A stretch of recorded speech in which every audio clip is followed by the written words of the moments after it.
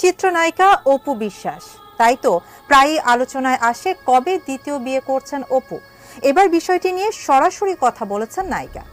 গুঞ্জন উঠেছিল দ্বিতীয় বিয়ে করতে থাইল্যান্ড যাচ্ছেন নায়িকা অপু বিশ্বাস। সবাই ভাবছে অপু বিশ্বাস চলে গেলে শাকিব খানের কি হবে।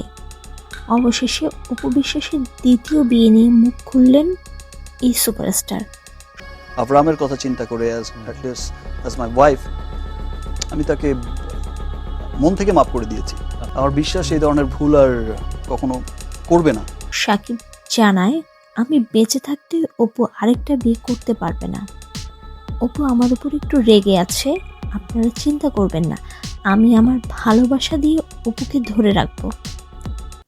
দেখেন, পরিকল্পনা করে কোনো কিছু হয় না, আর আমিও বিয়ের ব্যাপারটা ওই রকম পরিকল্পনা করে করতেও চাই না। কিন্তু বিয়ের প্রয়োজনটা অনুভব করছি এই কারণে, দেখেন আমার তো একটি বাচ্চা আছে, আর আমি যে বয়সে বিয়ে করেছি বা যে বয়সে আমার বাচ্চা হয়েছে, এটা আসলে প্রত্যেকটায় কোনোটাই পারফেক্ট টাইম নয়।